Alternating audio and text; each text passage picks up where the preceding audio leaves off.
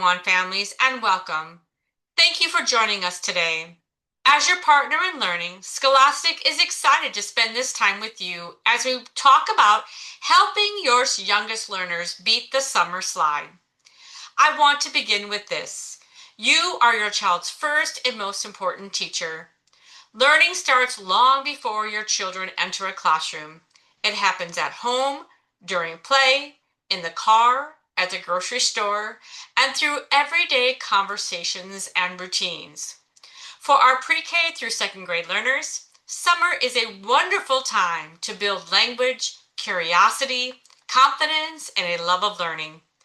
The best part is, this does not require expensive programs or perfect plans, just simple, meaningful moments together. Today, we'll share easy ways to keep learning going through talking, playing, reading, and everyday activities.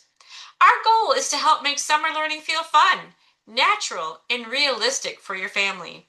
So thank you for being here and all that you do to support your child's learning and success. By the end of our time together today, you will learn what summer slide is and why it matters for your child's success. You'll explore simple ways to keep learning going during everyday summer moments. You'll discover fun ideas to support reading, math, and thinking at home and in your community. And you'll leave with practical strategies and resources you can use right away with your child. So, let's get started. You might be asking yourself, what is the summer slide? During long school breaks like summer vacation, many students can lose some of the learning they gained during the school year, especially in reading and math. When they return to school, teachers often need to spend time reviewing previous grade level skills before introducing new learning. So here's a question I want you to think about. About how many months of learning can students lose over the summer? I want you to think about your answer. Is it A, 1 to 2 months, B, less than a month, or C, 2 to 3 months? If you were thinking 2 to 3 months, you are correct. Research suggests that students can lose 2 to 3 months of learning over the summer. Taking time to recover that learning each year slows down overall new learning in the fall. This typically impacts our youngest students, our elementary students in grades pre-K through 5th, the most. But here's the good news. Families like you can help. You don't need to be a teacher to make a big impact to set your child up for success for the next school year. Today, we're going to explore some practices you can engage your child in to keep them learning. So, what counts as learning? Literally everything. Think of when your child was a baby and they observed and copied everything you did. They were learning through everyday conversations, routines, and interactions. Learning doesn't mean worksheets and planned activities you see on social media. As families, exposing your children to real life experiences helps them learn to apply their learning in real time. As families, you can focus on helping your child talk, ask questions, notice the world around them, and explore through play and everyday routines. Simple conversations, storytelling, counting, singing, and hands-on experiences all help build their language, thinking, and confidence as young learners. You see, those everyday moments count as learning. So let's dive into 3 simple moves to keep our kids learning this summer. Our recipe for fun and success will involve 3 things.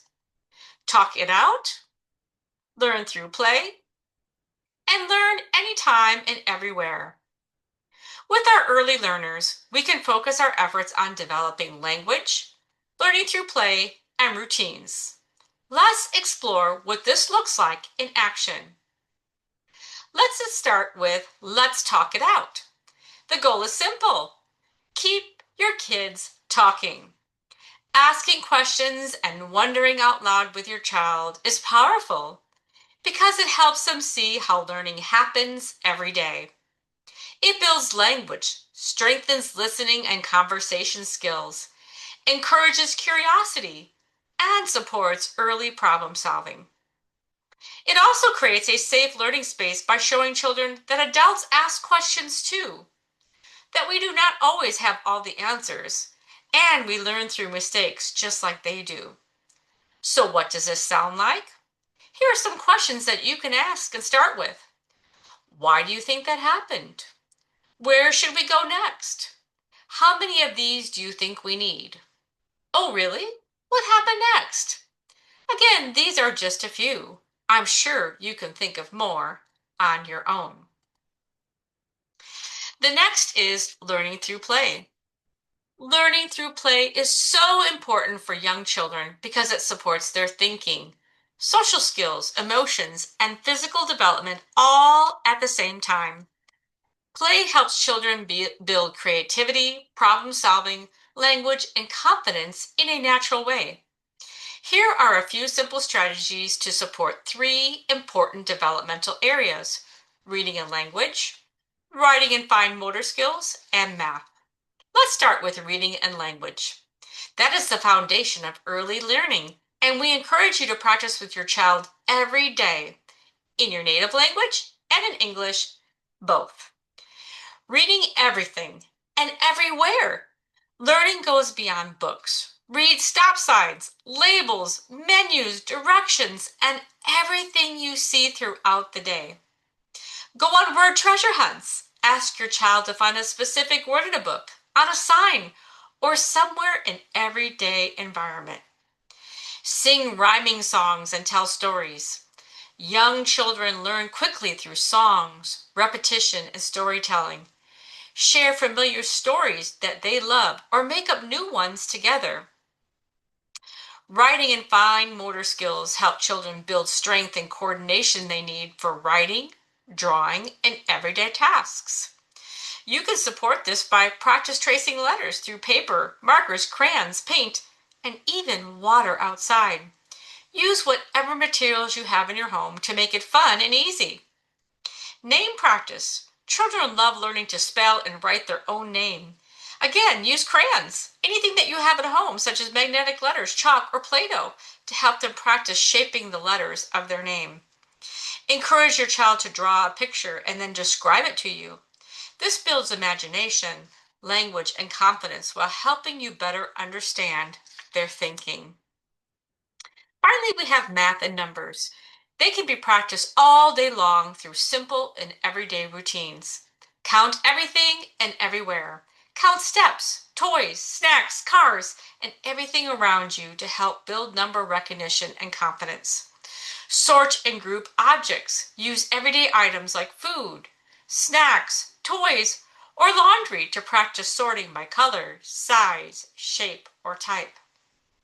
Practice simple addition or subtraction. Keep it easy and fun by asking questions like, how many fruit snacks do you have? Eat one. Now, how many do you have left? Count together and make math part of play. Just remember, anything can become a game. Keep it simple, keep it fun, and make learning a natural part of everyday life. These take-home activity cards will be available for you to practice some of the reading activities we mentioned, like word hunts and creating your own stories together at home. During the summer, learning can happen all around your community. Places like parks, libraries, grocery stores, community centers, and even movie theaters can become learning spaces for your family. These everyday places give children opportunities to read, explore, ask questions, practice life skills, and build curiosity through simple experiences. By talking, observing, and trying new things together, learning becomes fun, meaningful, and a part of everyday life. The possibilities really are endless. Get creative and make it work for your family. We're sharing a community mapping activity sheet to help you get started. Let's practice one together, and then your family can complete your own later. Most families visit the grocery store often, so this is a great place to start. Think about the store your family visits most. Maybe it's Winco, Walmart, or your neighborhood market. What do people like to do there? We We shop for food, pick up household items, and sometimes even grab prescriptions or other essentials. Now ask yourself, what learning opportunities can happen while we shop? Well, I could ask my children to count the cans as we place them in the cart. I'll have my fourth grader read the labels, and my second grader can read the aisle signs to make sure we find what we're looking for. I'll give each of them a recipe list for the meals in this week and have them find the correct ingredients to add to the cart. During one simple trip to the store, your family can practice math, reading, problem solving, and even social skills, all while getting your regular shopping done. While the goal is to continue learning in the summer, families, we want you to prioritize fun too. You don't need elaborate setups that you see on social media or pricey programs. What helps is consistency, conversation, and encouragement. You do not need to do everything. Just begin with one small step. Reading one extra book, counting during errands, singing songs together, or asking a few more questions during the day can make a big difference in your child's learning. For our youngest learners, everyday routines are powerful learning moments. Summer learning should feel joyful, simple, and a part of your normal family life. Thank you for all you do to support your child's growth. When families and schools work together, children thrive.